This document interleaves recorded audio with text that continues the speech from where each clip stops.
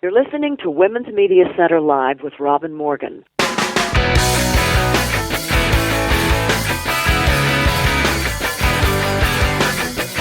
Welcome to Women's Media Center Live. I'm Robin Morgan.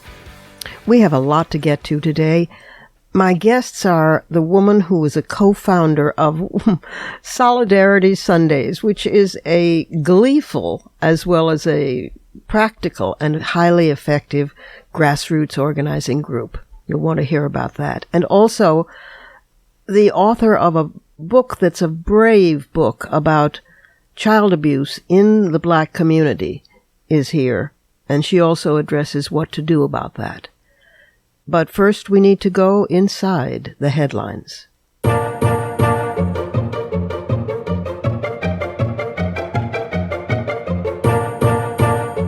What a week. The acute anguish in Syria continues, with heads of state expressing horror at the use of sarin gas to kill children, the same heads of state who seem to feel that employing other weapons to kill children, including the epidemic of guns at home in the United States, is somehow normal and acceptable. Trump's made it clear that human rights are not a priority on America's to-do list anymore, which surely must have eased his meeting with General el-Sisi of Egypt, who currently has 40,000 Egyptians imprisoned for protesting his draconian military regime. But hey, I suppose we should be grateful that we haven't yet started World War III with North Korea, and that Trump didn't make any racist no-tiki no-washi jokes to President Xi Jinping of China. To this we are reduced. On the home front, the deed is done in the Senate, where with 3 exceptions, Democrats stuck to their principles in opposing the Gorsuch-SCOTUS nomination, and then Republicans invoked the so-called nuclear option as expected, voting to change the Senate rules in order to confirm him. Less known is that a group aligned with big right-wing donor Rebecca Mercer, Bannon's friend, who had already dropped more than $1 million into a TV ad campaign in Michigan, Pennsylvania, Ohio, Florida, Missouri, Montana, Wisconsin, and Maine, and D.C., all markets where Democratic senators face re-election in 2018. Well, Rebecca threw another 6-figure sum at digital ads as a warning to any Republican who might stray from the party line on Gorsuch. There are, however, 2 heartening bit-the-dust items, although each trails its own stay vigilant alert. Steve Bannon has been booted off the Principals Committee of the National Security Council, where he never should have been to begin with, but he remains close to Trump's ear, though rumor has it that all the palace intrigue is slowly unraveling his power. On the congressional side, Devin Nunes has been forced to recuse himself at last from the Russia probe of the House so-called Intelligence Committee due to his own, now under investigation, unethical behavior. Meanwhile, conservatives have rediscovered a favorite target. When things go wrong, blame Susan Rice. After all, she's smart, a woman, and an African-American, and she previously exercised considerable power with restraint and ethics, and besides, that girl just doesn't know her place. Going almost unnoticed in all this, or forgotten, former Blackwater mercenary provider Eric Prince, brother of billionaire Education Secretary Betsy DeVos, held a secret meeting in the Seychelles with a Russian oligarch and close pal of Putin, and did so as an unofficial representative of Trump in order to establish a back channel between Trump and Putin before Trump's inauguration. We cannot afford to let this story get lost. With a tie-breaking vote by Mike Pence, the Senate green-lighted a bill already passed by the House that Trump is sure to sign, giving states permission to withhold federal family planning funds from Planned Parenthood and other abortion providers. Every Democrat opposed the legislation, as did Republican Senators Lisa Murkowski of Alaska and Susan Collins of Maine, who said, quote, "There's already a bar against using federal funds for abortion, and that bar stays in effect, but I'm a strong supporter of family planning," close quote. Well, this soon-to-be law is a strong opponent of women's health, as is this bad news. The Trump regime informed Congress that it had terminated U.S. funding for the United Nations Population Fund, the world's leading provider of family planning services, including contraception, to women in at least 155 countries. The United States is the fourth largest donor to UNPF, with contributions of over $75 million a year, enabling the agency to prevent an estimated 320,000 pregnancies, avert 100,000 unsafe abortions, and ensure that 800,000 people have access to contraception. Last, in my ongoing, touchingly quixotic attempt to ferret out good news amidst the dreck, a few items. Judge David J. Hale in Kentucky is the latest federal judge to take Trump at his word. Hale ruled against efforts by Trump's attorneys to throw out a lawsuit accusing him of inciting violence against protesters at a March 2016 Louisville campaign rally. The Boston Globe reported that the Cambridge City Council voted in favor of a proposal to urge the U.S. House of Representatives to authorize its Committee on the Judiciary to investigate violations that Trump may have made in the Foreign Emoluments Clause, Domestic Emoluments Clause, and other constitutional clauses. The template for the proposal was written by a national movement called Impeach Trump Now, and has been used by other such communities in Berkeley, California, and Charlotte, Vermont. Britain is getting its first statue of a woman in London's Parliament Square, where 11 statues of men, including Churchill, Lincoln, and Mandela, already dominate the plaza. You might think it would be Emmeline Pankhurst, militant leader of suffrage campaigners who demonstrated, were jailed, beaten, hunger-struck, and really brought about the vote for women in Britain. But no, the statue is to be of Millicent Garrett Fawcett, who did inspire a women's rights charity, the Fawcett Society, and who was a union leader and also, tangentially, a suffragist, but a noticeably moderate one, who in fact opposed the Pankhurst's tactics. I suppose this is one of those unsurprising, rewarding, and depressing you've-got-to-start-somewhere items. On the other hand, we can be unambiguous in applauding the Nevada legislature for endorsing the Equal Rights Amendment after decades of failing to do so. Nevada Republicans in the legislature complained yet again that the ERA would harm family life, advance abortions, and force women into military combat roles, where they already are. Nevada's first female U.S. Senator, Catherine Cortez Musto, hailed the vote, however, and quoted Elizabeth Cady Stanton by saying, quote, "Come, come, my conservative friend, wipe the dew off your spectacles and see that the world is moving."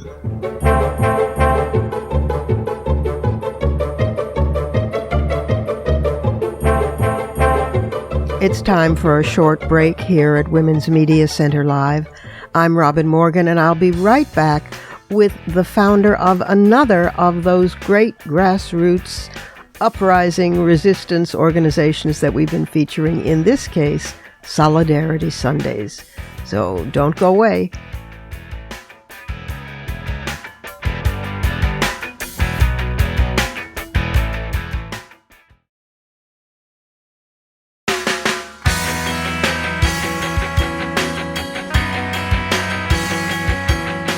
You're listening to Women's Media Center Live with Robin Morgan.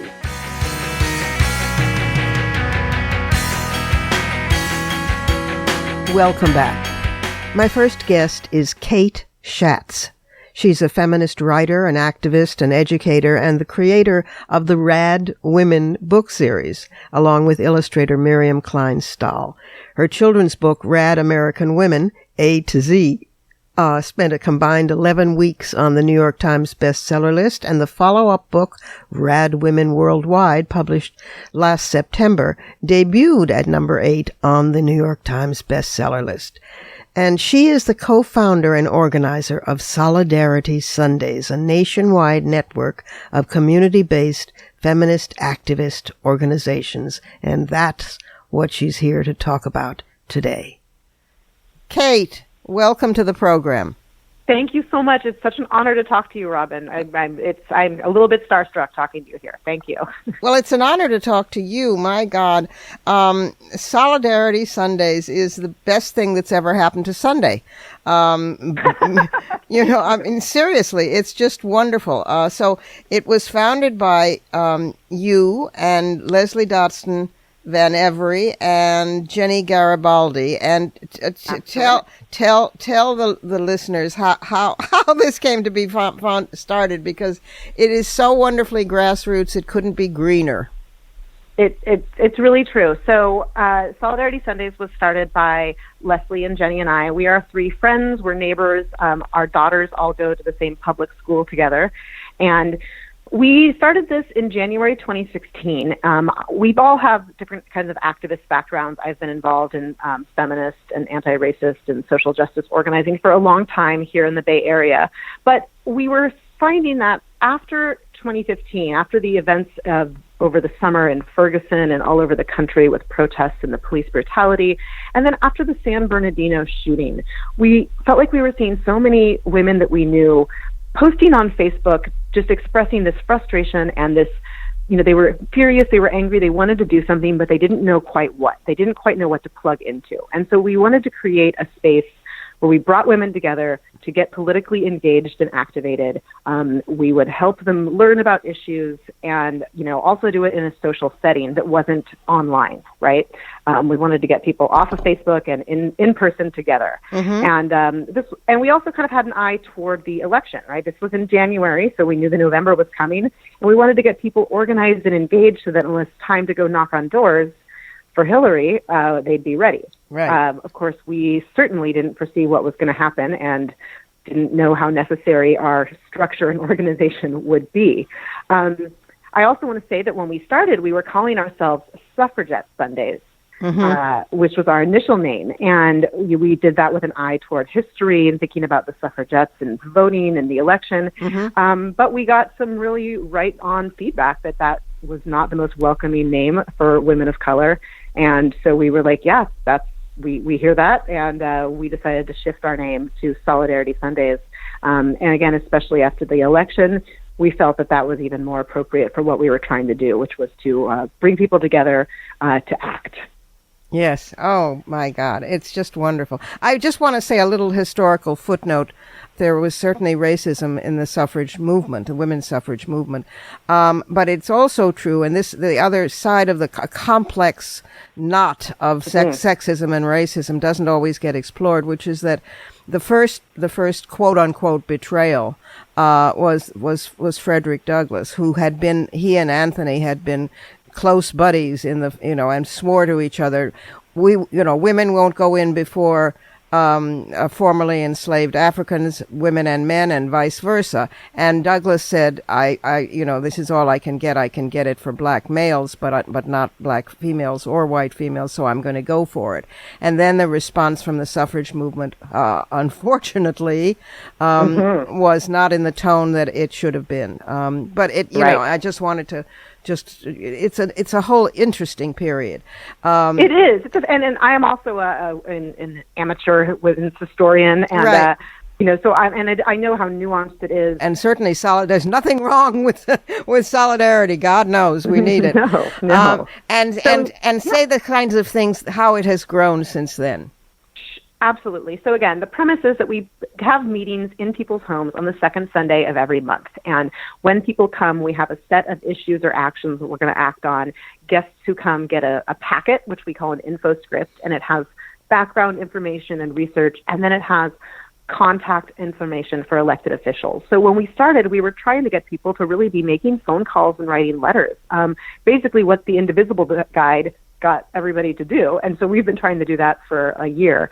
And up until November, it was just us we had an average of about 60 people coming to each of our monthly meetings. We live in Alameda, which is right next to Oakland and Berkeley in the Bay. We had a Facebook group of about 700 people. After the election, now we're a few months after, we now have about 150 chapters across the country, and we have about 17,000 people in a very active Facebook group. My God! Oh, wow! So it's grown a bit, you and think? I think that it's a really replicable model. Anybody can get a group of people together in their home. We give guidance. So again, we send out each month. We have conference calls with our hosts, and we pick the actions. But we are also encourage people to really act locally. So people are bringing in great guest speakers. They're writing their own actions that are based on local legislation. They're showing up to town halls together. They're bringing in elected officials, and it's really taking off in an amazing way. This is just fantastic. I mean, you give some examples of the kinds of different issues you focused on. I mean, all of which are clearly related to what the spasm that this country is going through. Right. Sure. So, we define ourselves as a feminist, anti-racist, progressive activist group, or a network of feminist, progressive, anti-racist activist groups. Before the election, we had a month where we did actions in support of Black Lives Matter and against a couple police brutality cases across the country. We had a month where we focused on climate change, and this was last year, we focused on clean water in Flint. Now, since the election, we're certainly in more of a reactive mode. For instance, in January, our actions were all about making phone calls strategically about the cabinet appointees. So that was before those hearings. Last month in February, we were acting on budget, on health care. And the other thing that we like to do, too, is that we like to do positive actions as well. So it's not all about making angry calls and writing angry letters. Right. So in our most recent event in March, we sent letters and emails and used social media to thank a long list of journalists who we think are doing really, really great work. And we want to thank them. On behalf of journalists, let me thank you for thanking them. Absolutely. And we do daily actions. We encourage people to subscribe to the publications that you like. But also in February, one of our big actions was writing letters to a number of women who are in Congress who are, as we say, persisting, right? This was right after that whole Elizabeth Warren persisting thing. So we wrote to Stephanie Murphy in Florida to thank her for putting the anti-Steve Bannon legislation out there. We wrote to Barbara Lee, who's our congresswoman here. Really, we like to do those positive actions, which, because we want to make sure that the people that are fighting the good fight know that we're seeing them and appreciating them. Right. It's fun, it's effective, and it's important. Yeah, and you know what? Exactly. Like, we have to move. There's no time for ego or for competition here. We have a lot of people contacting us who say, hey, we're an indivisible group. Can we work together? Absolutely. We have people who say, hey, we formed a huddle after the Women's March. Can we be a Solidarity Sundays chapter? Absolutely. We're really looking to amplify the actions of everybody. I got to spend the day in Oakland at an amazing event. It was a Wonkathon put on by the women who have wallofus.org. And they brought together over 30 of the different active action groups: Swing Left, Sister District, Flippable, Indivisible, Resurgent Left, just all of these great groups. And they brought experts and writers in, and we all brainstormed and collaborated. And it was so, like you say, grassroots and collaborative, and it was not about my idea is better than yours. It was how can we support each other. Right, and it wasn't that thing where progressives often, form a circular firing squad of my cause is more serious than your cause. This is an all-hands-on-deck situation, and it's working. I mean, it is really working. It's having all you have to do is, see those town halls that are making life grief for conservative senators and Congress people when they go home. And so the website is solidaritysundays.org. Yes. solidaritysundays.org, and you can go to that website, find actions, network your actions into what they're doing, learn how to form your own solidarity group, all of that. Yes? Yes? Yeah, you can look at a map and you can find your area and see if there's anybody already meeting near you. Then we can connect you with them, or we have information for how to start your own chapter. We also have a Facebook group, which is Solidarity Sundays. It's a closed group, but we have a bunch of volunteers who moderate and approve new members. We post daily actions in there also, and it's a really closely, carefully moderated Facebook group. I'm really proud of it. It's action-oriented. It's not a bunch of drama. It's not a bunch of, it doesn't get it doesn't go off the rails. We keep it really tight and action focused, Right. and it's a great resource. Oh, okay. This is just brilliant. Well, please extend my thanks also to Leslie and to Jenny and to the other women involved in the core group, as well as to all the other remarkable people around the country. Thank you for starting this. Absolutely. Thank you for adapting it when we won the election. It's just that we lost the presidency. It's true. and thank you for keeping on, and we'll check back with you again and keep us posted. Okay? Great. Well, thank you for all you've been doing over the years. You are a total inspiration to all of us. Oh, wow. Thanks a whole lot. Right. And now it's time. You ready to pop into the Surrealism Corner?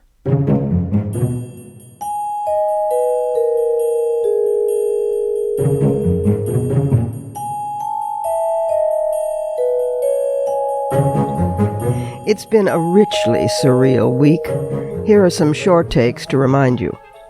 Mike Pence won't eat alone with a woman because his religious fundamentalism tells him so. He might be sorely tempted by, for instance, that Jezebel, Senator Dianne Feinstein. Banned word surrealism coming at you. The Office of International Climate and Clean Energy at the Department of Energy has been directed by the White House not to use the phrases climate change, emissions reduction, or Paris Agreement, since those are now banned words. Although a DOE spokeswoman denied it, a different DOE source said that they had been told to avoid certain so-called hot-button terms in favor of words like jobs and infrastructure. Ostrich surrealism. When asked about artificial intelligence replacing human jobs, Treasury Secretary Steve Mnuchin chuckled, "Oh, it's not even on our radar screen, 50 to 100 more years away. I'm not worried at all," close quote. Fact Check reported the statement was off by more than 50 years, while CNN noted that 38% of U.S. jobs are at high risk of being replaced by robots and AI over the next 15 years. Junta alert. The Washington Post reported the White House has installed a shadow government of political appointees with the title of Senior White House Advisor, embedded at every cabinet agency with offices in or just outside the Secretary's suite. There are at least 16 of them, and they report not to the Secretary but to the Office of Cabinet Affairs, overseen by the White House Deputy Chief of Staff, Rick Dearborn. They are El Trumpo's eyes and ears. Nothing like trust, don't you think? Surrealism incarnate, California Republican Congressman Devin Nunes, the former and now dumped chair of the grossly misnamed Intelligence Committee in the House, because he himself is now under investigation by the House Ethics Committee. Well, this is the guy who is so prone to midnight skulking around the White House, and he's a sad case who cannot keep from contradicting himself, as in, quote, "The Trump administration asked me not to invite Sally Yates and not have a hearing, which is 100% accurate. I mean, inaccurate," close quote. Later, describing the evidence he said had alarmed him enough to alert the president, from whom it now appears he got that evidence, said, quote, "It was involving Russia. I mean, it was not involving Russia, period," close quote. Jared Watch. The son-in-law and president-unelect has, we know, a vast portfolio that ranges from solving the Middle East to reorganizing the entire U.S. government while presumably visiting Iraq, which he just did, placating Mexico, playing footsie with Russia, and arranging the current recent U.S. visit of China's leader, Xi Jinping. Somehow, we're sure he'll be able to multitask and to locate in one of those areas new investors for his building at 666 Fifth Avenue. You remember, he bought it in 2007 for $1.8 billion, the largest transaction for a commercial real estate building in Manhattan's history. But the building is tanked, and the Chinese giant company Anbang bowed out of solving the building's debt. So far, no one wants to invest in it either. Maybe because it's well known that 666 is the sign of the devil. Possibly Vladimir can ride, bare-chested, to the rescue and claim the devil's own. Stay tuned to the 666 saga. Maybe it's better abroad? Venezuela, careening down into a dictatorship, has seen its Supreme Court strip the national legislature of all its powers and then reverse parts of that decision. No one really knows what comes next, but everybody knows it will not be good. In Mexico, a man was cleared of raping a 17-year-old girl because the judge decided that the defendant had acted, quote, without carnal intent, close quote. Okay, so it's not better abroad. Might as well return home. A new study by the Council on Contemporary Families found that fewer millennial men between 18 and 25 support egalitarian family arrangements than the same age group did 20 years ago. Now they want stay-at-home wives. Sociologists wonder if increased support for male leadership at home may reflect an attempt to compensate for loss of dominance in the work world. Duh, sociologists. This and other studies show that young women's confidence in being employed outside the home has continued to inch up. So good luck with that, guys. Easy to predict a surge in the lesbian population. Academic surrealism. Trump's alma mater is Wharton Business School, where students and alums have expressed acute embarrassment at being associated with him. Now, Wharton's economics and public policy professor Corinne Lowe and doctoral student Jenny Huang announced that they conducted lab experiments before and after Election Day, observing a striking result. Post-election study participants were less cooperative and more likely to use adversarial strategies and to fail at deal-making, and the effect was driven by an increase in men acting more aggressively toward women.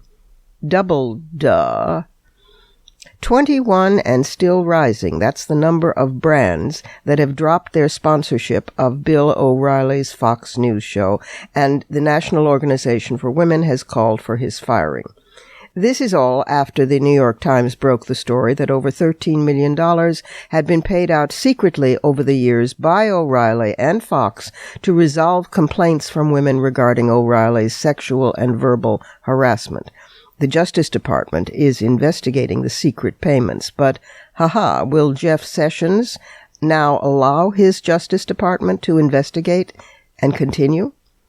When former Fox chairman Roger Ailes was fired with a golden parachute for sexual harassment, O'Reilly said, "I stand behind Roger 100%. Well, no wonder. Just when you think Fox News can't get more disgusting, it surpasses itself again. Reportedly, O'Reilly's contract has been renewed, so he can continue his on-screen cable nightly defense of his other BFF, Donald Trump, who has just, from the White House now, defended O'Reilly in turn. Maybe there's a category called sub-realism?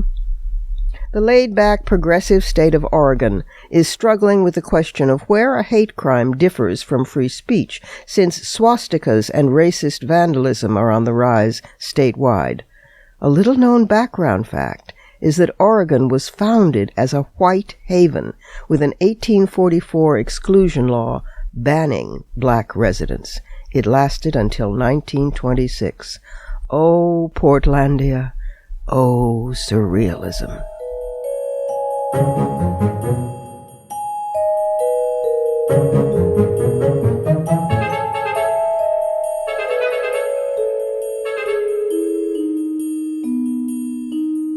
It's time for another short pause here. This is Women's Media Center Live, and I'm Robin Morgan. And when we return, we're going to engage with an author of a book that dares to be very controversial in that it upsets conventional wisdom, even though it very well will save children's lives. So, coming right up.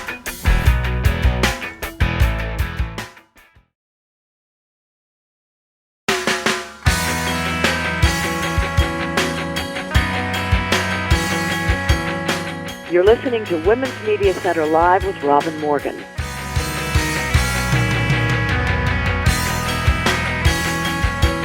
And we are back again.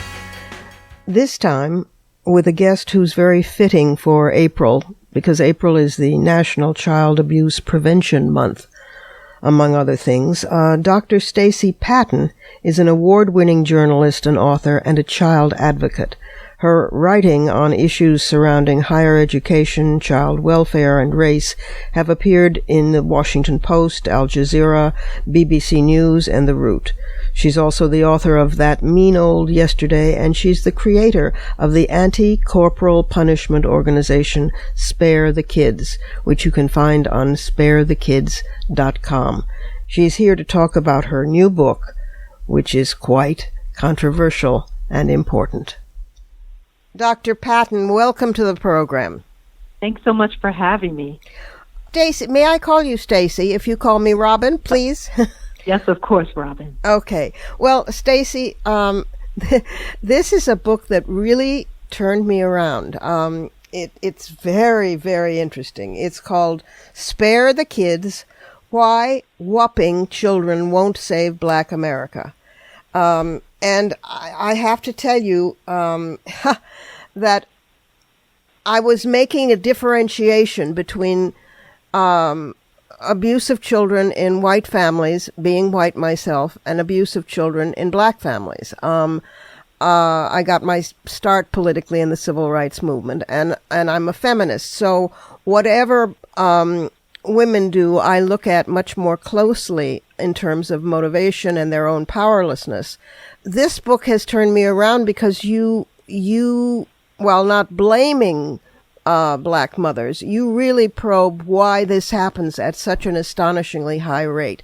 Tell people how you came to write this book and the basis of it. Well, this book comes out of my own experience, primarily as a young child who grew up in an abusive home where my adoptive mother, who was married, she was a Christian, she was solidly middle class, believed in that spare the rod, spoil the child way of parenting. And I was 5 years old when I came to live with them, and it was the first time I had ever been hit. The only person who's ever harmed my body in my life was my adoptive mother. Oh. And so I knew it didn't feel like love and all of those other things that she said they were when I was a child. So it primarily grows out of that experience and then being in foster care as a result of child abuse. Then my graduate studies at Rutgers, where I really started to delve into African American history in my doctoral program, and learning about the experiences of previous generations of black children on plantations and during Jim Crow and the Civil Rights era. And I started making the connections between historical trauma and the treatment of children and how the smog of white supremacy spills into the ways in which black people view and treat their children. Yeah, wow, the research that you've done is staggering. I mean, nearly 80% of black parents see spanking or popping or pinching or beating as reasonable, effective ways to teach children respect and to protect them. I mean, I have always assumed, and I think this is the going opinion, that black mothers are operating out of a desperate desire to keep their kids safe. So don't sass the cop. And whatever they have to do to keep their children safe, they will do. And therefore, this is outside the reach of child abuse. But of course, what you're pointing out is that it is in a context of racist generational trauma that gets passed on back from enslavement of Africans' time. The fear is there, but sometimes I also argue that parents like my adoptive mother use fear of the police, use fear of the white man, use fear of racism to disguise their cruelty. And because they too were damaged during childhood, so they grew up to repeat the same patterns. But I also argue that if you know anything about the history of the way Europeans treated their children for thousands of years, and also the ways that West Africans viewed their kids, you'll see that Europeans didn't even recognize that their own children were children until about the 16th century. Right. And they brutalized them. Childhood Right. always existed as a space of exploitation and brutality. Yes. But West Africans weren't treating their kids this way. And this is something that got implanted in the culture. And so whooping is, I argue, the whitest and perhaps most effective thing that Black parents can do to destroy their children. And it is actually counterintuitive, and it is exactly what a white supremacist society requires Black parents to do, to destroy their children physically, intellectually, spiritually, psychologically, so that they grow up to not be able to strike back at the very system that continues to traumatize us all. Yes, and you trace the generational trauma back into the enslavement, in that the enslaved African adults were infantilized. They were treated as children, and so that's one of the places where it got started, along with Christianity, along with the sacrifice of Abraham, of Abraham's sacrifice of Isaac. I mean, this is a 360-degree view of the act that is really eye-opening. I mean, one of the things that you cite is the Baltimore 2015 case where Toya Graham, the mother, took off after her grown son in the streets and, sort of beat him up publicly. You get home, I don't want you killed. Don't you participate in any riot. And the whole country applauded her. And of course she was trying to save her son. But the funny thing is, I remember thinking to myself, being against all physical corporal punishment for anybody, I remember thinking to myself, wow, that kid, of course she's doing this to keep him alive, but that kid's going to grow up resenting her and taking it out on other women. And that's one of the points that you raise. Yeah, it's so true. I mean, the destruction of children is foundational to this. I mean, when I saw that go down on live television, I knew she was going to be a national hero. Yeah. In any other context, if Toya Graham had assaulted her son, she could have faced the possibility of law enforcement intervention or child protective services intervening. But because she was doing it in the service of preserving racial order, she was a hero. Yeah. And so I remember looking at his face when he turned around and he looked down at his mother, and he just felt, you could just see his spirit was just crushed by her public shaming of him. And then she took him out on, a national tour, media tour. It's sort of akin to after you get a spanking and your parents tell you to come out to the living room to say hi to company afterwards.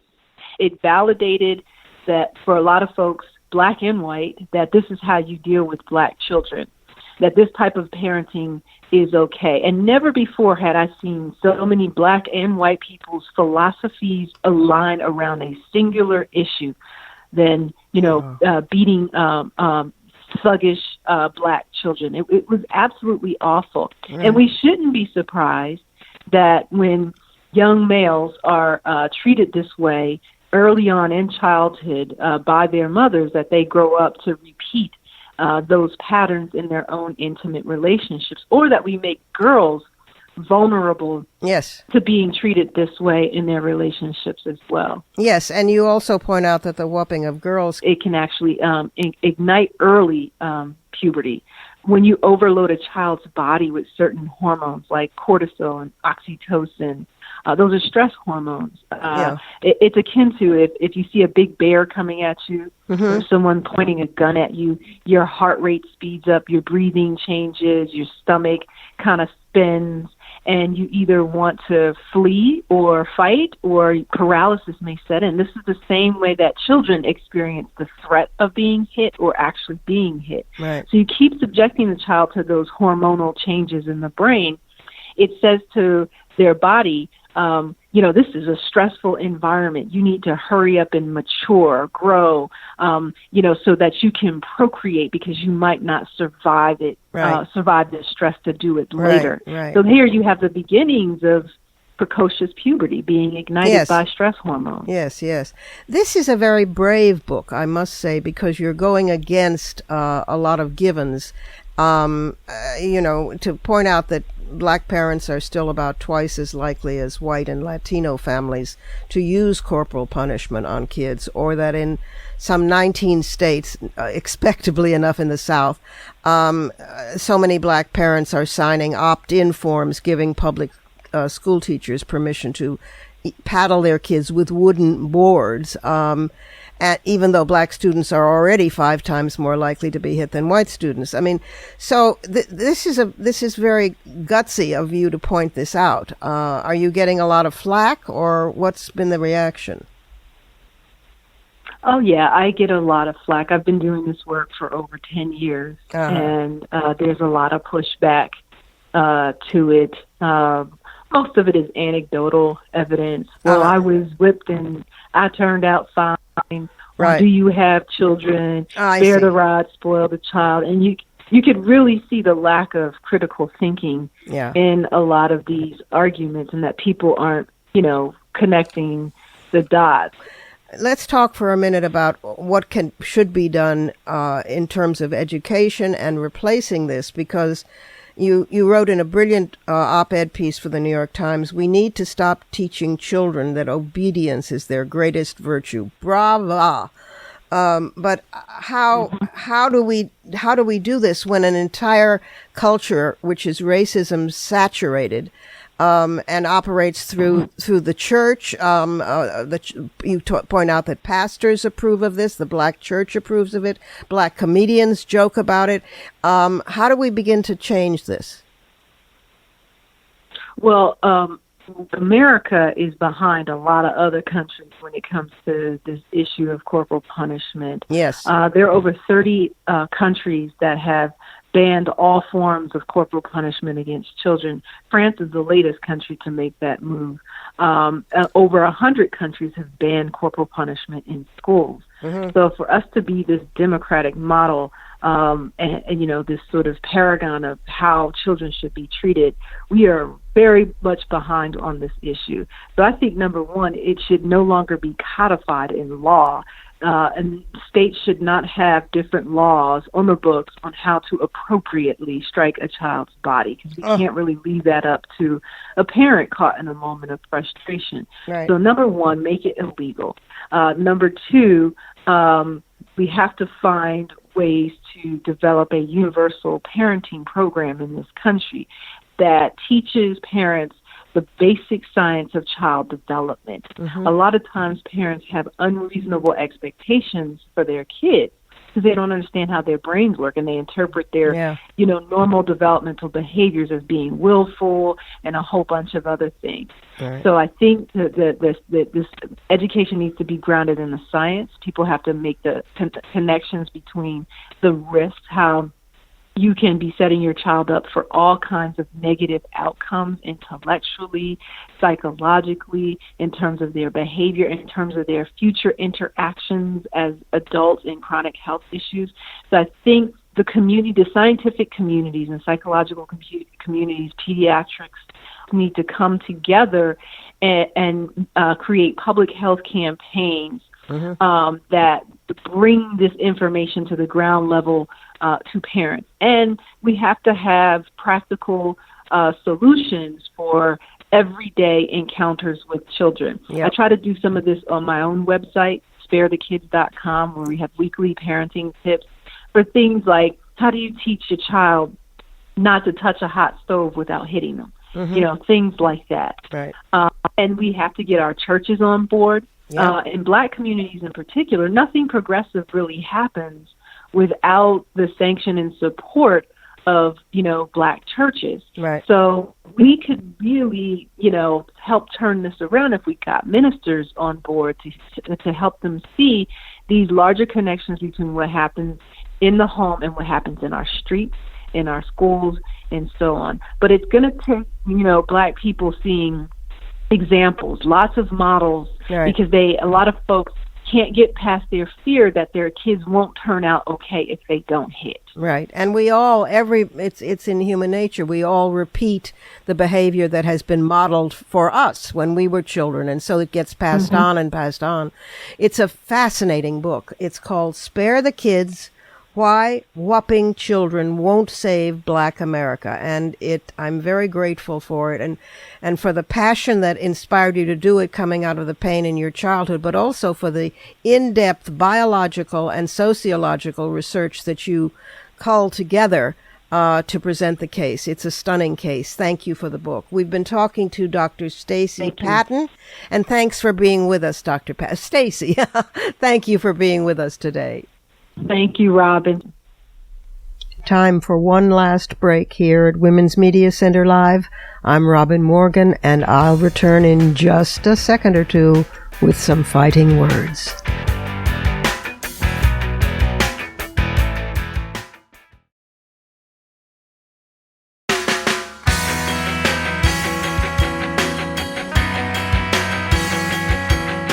You're listening to Women's Media Center Live with Robin Morgan.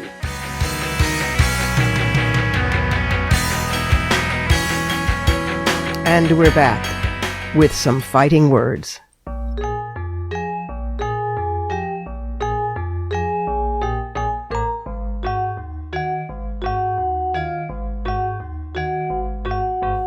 I want to start with a correction. In last week's Fighting Words, I inadvertently referred to 1990 as having been named by the media the year of the woman because so many women ran for public office. Actually, it was 1992. Not that we ever settled for 1 year anyway. Now, New York Times columnist Paul Krugman, a thinker disguised as an economist, wrote recently about West Virginians voting overwhelmingly against their own interests. Although the state is still identified as coal country, it's been a quarter century since coal mining jobs accounted for as much as even 5% of total employment. But residents vote to preserve the story their region tells about itself, even if that story hasn't been true for a generation or more. Their pro-Trump votes, Krugman wrote, weren't about the region's interests, but about cultural symbolism. Now, cultural symbolism is often overlooked, but always potent. So that got me thinking about the Trump effect in general, and how we wound up with someone in the White House who basically is paraphrasing a tacky commercial, saying, "I'm not a president, but I play one on TV." There are two mythic manhood figures, cultural avatars in this country, fostered by the movies, and Americans have a love-hate obsession with both. One is the cowboy, an image that worked well for both LBJ and Ronald Reagan. The other is trickier, so hasn't been successful until now. It's the Don, the capo di capo, the boss, the godfather. Suddenly, a lot fell into place. Any New Yorker can tell you that it's virtually impossible to be in the real estate business in this city, or indeed most other major or port American cities, without dealing with organized crime.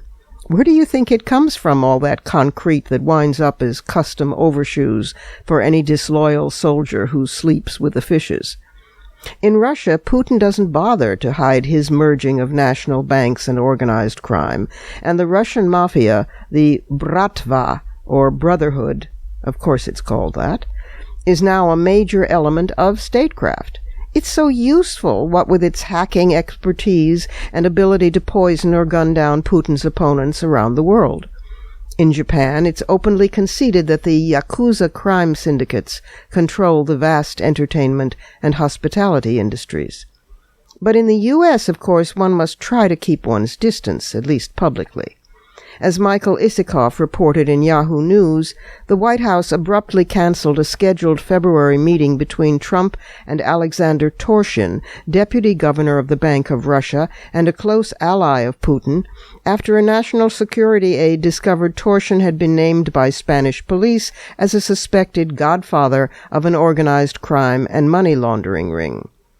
We've seen numerous other instances of 6 and fewer degrees of separation between Trump, Trump businesses, the Trump campaign, and transnational crime, with more emerging every day as the web of Trump indebtedness, washed money through foreign banks, overseas accounts, and murky foreign connections surfaces, and it's only just begun.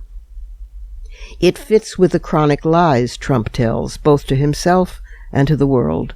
The newest Quinnipiac poll shows that 73% of Americans, including 67% of American women and more than half of American men, don't believe he tells the truth, finally.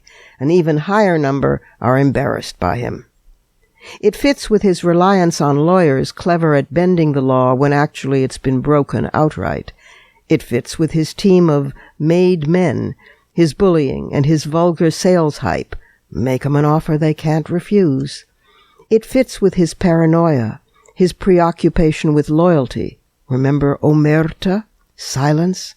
It fits with his hiring family and really trusting only them, his sucking his children into the business, but keeping the wives at arm's length as they pretend ignorance about what's really going on. It fits with using the son-in-law as his consigliere. It fits with Trump's permanent state of feeling aggrieved, quick to sense betrayal, always the victim. He's perpetually going to the mattresses. Some context here. Remember that the Mafia, or Cosa Nostra, as Sicilians call it, has a creation myth that the group originated as a heroic rebel force defending Palermo against the rule of the Capetian House of Anjou in 1282. Italian immigration to the United States after the Civil War brought the padrone system along, so here the myth gradually changed. Becoming a made man meant financial security and manly power for guys with poor immigrant backgrounds. The word mafia means bold or swagger. That feeling of grievance, of being the never-accepted outsider, remained, however wealthy a mob member in the New World might become. And does it ever fit Trump? Furthermore, though it's trivial in comparison with the other similarities, it finally explains the look. The ill-fitting suits, the fake gold-painted decor, the slicked-back hair of both father and sons a la Corleone style, the shrugs, the hand gestures, the fifth-grade vocabulary. In this country, law enforcement has usually been able to nail a gangster either because of a so-called rat turning state's evidence, or on something like tax evasion or tax malfeasance, perhaps another reason Trump stonewalls about releasing his tax returns. Look, many of us lived through Watergate. We know perfectly well that in the not-so-distant future we will see photos of Trump-made men being led away in handcuffs, each with a raincoat over his head to hide his face from the flashbulbs. Trump knows it too. He lives in terror of being found out. He's driven by a desperate hunger for rispetto, respect, a thirst to be accepted, to be legit. It will never be forthcoming. But Trump's psychological hell lacks even the disguise of normalcy evinced by The Sopranos. It disdains even the fellowship of good fellas, and it sorely lacks those attributes of the Corleone family that made the Coppola film epic a classic. There's no love of life, however beleaguered, in Trump world, no celebration of food and music, wine and dancing, no honoring of solid peasant roots, no insight into one's own choices, no tragic awareness, no regret, and no desire for forgiveness. In the end, Trump and his familia lack the dignity of the Corleones. Those are my fighting words. Add yours on Twitter, and be sure to tag us at WMC Live and use the hashtag #FightingWords.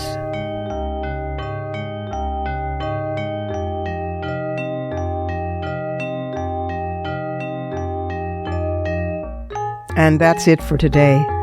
This program is syndicated, but if you can't find the broadcast on a radio station in your area, you can always visit us at WMCLive.com for the show, plus the archive of all our previous episodes, and at iTunes worldwide, where you can stream, download, and subscribe to our show's podcast.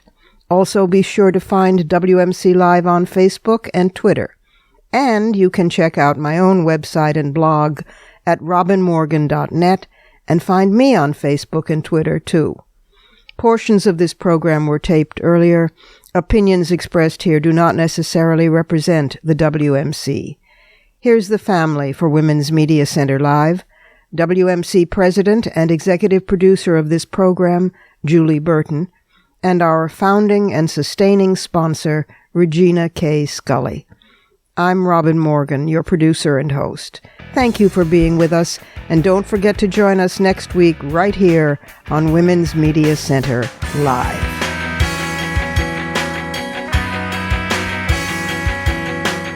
For the smartest talk about news, politics, sex, books, religion, race, and more, tune your radio to Women's Media Center Live with Robin Morgan. Audacious, witty, provocative, informative, and fun. It's Women's Media Center Live with Robin Morgan on WMCLive.com. Talk radio with a brain.